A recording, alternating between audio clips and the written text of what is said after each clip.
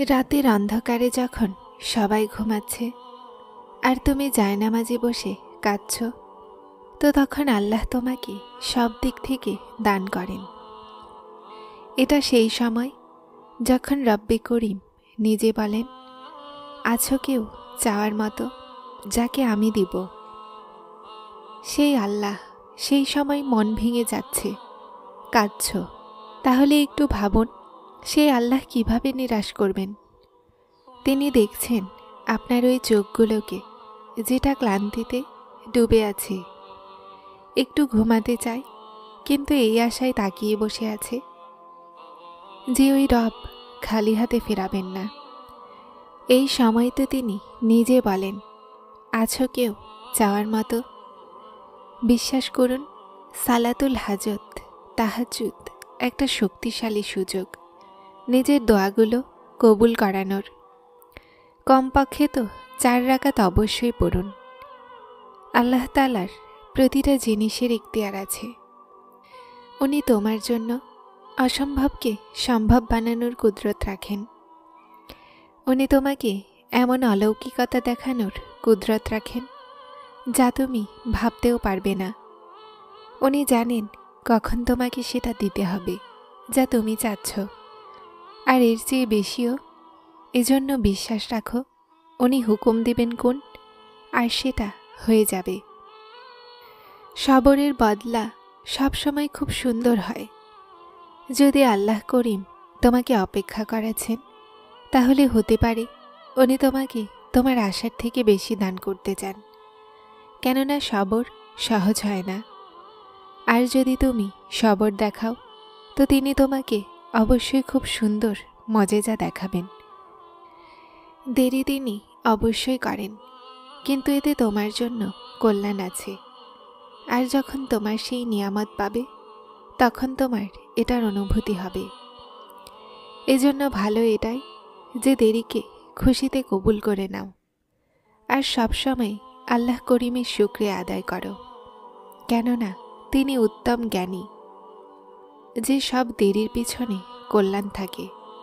যদি আপনার মাথা থেকে কোনো জিনিসের খেয়াল যাচ্ছে না, তো তারপর আপনি সেটার জন্য এই দোয়া করা শুরু করে দিন। আল্লাহ হলেন আল ওয়াহাব, অফুরন্ত দানকারী। উনি আল মুজিব, দোয়াগুলো কবুলকারী সত্তা। উনি আপনাকে দিতে চান। এজন্যই আপনার মন ও মস্তিষ্কে সেই জিনিসের খেয়াল দিয়েছেন। এখন আপনাকে সেভাবেই চাইতে হবে, তীব্রভাবে। আল্লাহ দোয়ার খেয়ালি মনে তখন দেন যখন তিনি দিতে চান। হতে পারে আল্লাহ আপনার তাওয়াক্কুল চেক করছেন, এজন্য আপনাকে এতটা অপেক্ষা করাচ্ছেন। আর তারপর তিনি আপনার প্রতিটা তাওয়াক্কুলের পরে আপনাকে সেই খুশি দান করতে চলেছেন যেটার আপনি কখন থেকে অপেক্ষা করছেন। হতে পারে যা আপনি চাচ্ছেন সেটা প্রথম থেকেই আপনার জন্যই রাখা হয়েছে। এই সমস্ত পরীক্ষায় শুধুমাত্র আপনার আল্লাহর ওপরে বিশ্বাস কেমন সেটা দেখার জন্যই হচ্ছে। চাইতে থাকো যেটাই চাচ্ছ। তোমার বিশ্বাস নড়বড়ে হতে দিও না। আল্লাহ তাআলার ওয়াদা যে আমার কাছে যাও, আমি দোয়াগুলো কবুল করব। নিশ্চয়ই আল্লাহ ওয়াদা পালনে অত্যন্ত বিশ্বস্ত। আল্লাহ তাআলার কোরআন সত্য। দোয়া করতে থাকো। বিশ্বাস করুন, মনে খেয়াল এসেছে, জবানে দোয়া এসেছে, তো নসিবেও অবশ্যই আসবে ইনশাআল্লাহ। আপনার কাহিনী খুব সুন্দরভাবে লেখা হয়েছে। অন্তরে বিশ্বাস এসেছে, দোয়ার খেয়াল এসেছে, তো কবুলও অবশ্যই হবে ইনশাআল্লাহ। আপনার কাহিনী খুব সুন্দর হবে। আপনার কাহিনী লেখা হয়ে গেছে। যিনি লিখেছেন তিনি ভুল ত্রুটি থেকে মুক্ত। যা আপনার জন্য রাখা হয়েছে সেটা আপনিই পাবেন। এই সময় যেই উথাল পাথাল চলছে জীবনে, এই সব কিছুর পিছনে আল্লাহর হিকমত আছে। কিন্তু আপনি সেই সব কিছুর জবাব পেয়ে যাবেন। ততক্ষণ পর্যন্ত আল্লাহর নিকটে থাকুন, দোয়া করতে থাকুন, আল্লাহর ওপরে, তার নিজামের ওপরে বিশ্বাস রাখুন। শেষমেশ আপনার জন্য ফল রাখা হয়েছে। যা তোমার চাই না সেটার জন্য তাহাজ্জুদ পড়ো। আল্লাহ তোমার অসম্ভবকে সম্ভব করবেন। তাওয়াক্কুল রাখুন। সব খেলা তাওয়াক্কুলের। যতটা মজবুত তোমার তাওয়াক্কুল হবে ততটাই ভালো আপনার ফল হবে। আল্লাহ তাহাজ্জুদের দাওয়াত তাকেই দেন যাকে তিনি দিতে চান। তাহাজ্জুদ পড়ো, দোয়াগুলো করুন। ইনশাআল্লাহ সেই নিয়ামত আপনিই পাবেন যেটার আপনি এতটা অস্থির হয়ে অপেক্ষা করছেন। আমি কোনো জিনিসের অপেক্ষা এতটা অস্থির হয়ে করিনি যতটা অপেক্ষা সেই জিনিসের করেছি। আমার দোয়াগুলোর টুকরো কবুলিয়তের সুরতে আমার হাতে রেখে দেয়া হবে। হে আমার বান্দা, আমার রহমত জড়ো করে নাও। আমি তোমার সবরে খুব খুশি।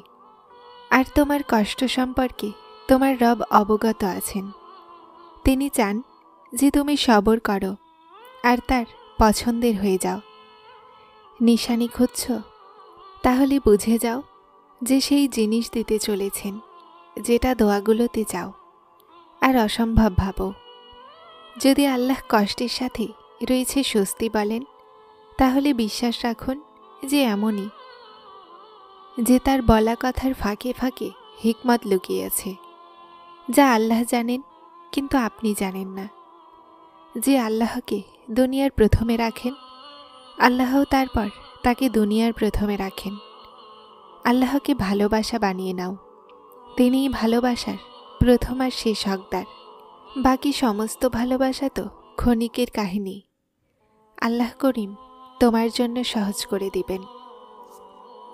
যে আল্লাহর কদর করে সে খারাপ কাজ থেকে দূরে থাকে, কেননা এমন সাদরের কোনো মূল্য নেই যা আল্লাহকে হারিয়ে ফেলে।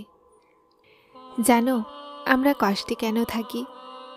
আমরা কষ্টে এজন্য থাকি কেননা আমরা প্রতিটা জিনিসকে নিজের হিসেবে কন্ট্রোল করার চেষ্টা করি। আর তারপর পরিস্থিতি যদি আমাদের পরিকল্পনা মোতাবেক না বদলায় তো আমরা দুঃখ পাই। বরং আমাদের মনে রাখা উচিত যে এক পরিকল্পনা আমরা বানাই আর এক পরিকল্পনা আল্লাহ বানান।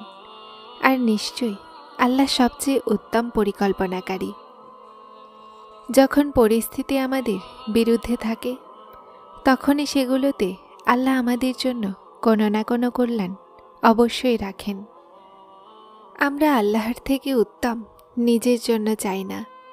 আল্লাহর থেকে উত্তম আমাদের জন্য কেউই চাইতে পারে না। যদি এই কথায় বিশ্বাস করে আপনার ব্যর্থতাকে দেখতে লাগবেন তো সমস্ত কষ্ট দূর হয়ে যাবে। আমরা ওই হতাশা থেকে বের হয়ে আসব। তোমার কাজ অপেক্ষা করা আর দোয়া করা। বাকি তো সব জিনিস তিনি জানেন, কাকে কখন আর কিভাবে দিতে হবে। তাহলে তুমি কেন এই অবস্থায় চিন্তিত হও যে যা হচ্ছে সেটা কিভাবে হবে? বিশ্বাস করো আর তারপর দেখো যেখান থেকে ধারণাও না থাকবে সেখান থেকে পাবে।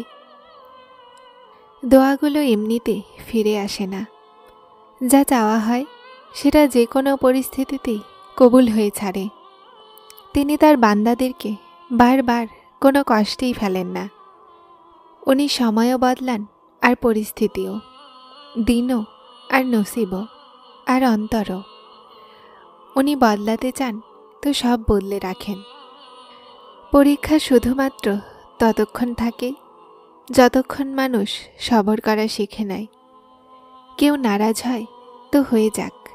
আর যখন আপনি এই কথার ফায়সালাকে নিয়ে নেন, আগে আল্লাহর কথা ভাবেন, তো এমন বান্দাকে আল্লাহ আগের চাইতে বেশি ভালোবাসতে লাগেন। সেই রহমানের কাছে চাইছ না? তাহলে বিশ্বাসের সাথে যাও। সম্ভবত বা অসম্ভবের চিন্তা করো না। যা কেঁদে কেঁদে তুমি চাচ্ছ, তিনি ধনভাণ্ডারের বাদশাহ, আর তার জন্য এক কোণের ব্যাপার মাত্র। উনি উসিলাও বানিয়ে দিবেন, মাধ্যমও তৈরি করে দিবেন, বন্ধ দরজাও খুলে দিবেন। আর যেদিন তোমার সবরের ফল দিয়ে দেয়া হবে সেদিন তুমি খুশিতে কেঁদে ফেলবে। যখন চেয়ে নিয়েছ তোমার রবের কাছে, যখন বলে দিয়েছ নিজের মনের হাল তোমার রবকে, কেন অস্থির হচ্ছ?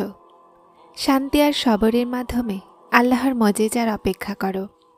উনি অনেক করিম, উনি যে কোনো অবস্থায় আপনাকে দেবেন ইনশাআল্লাহ। আপনি সেই না যে লুকিয়ে আল্লাহর গায়েবী সাহায্যের অপেক্ষায় বসে আছেন।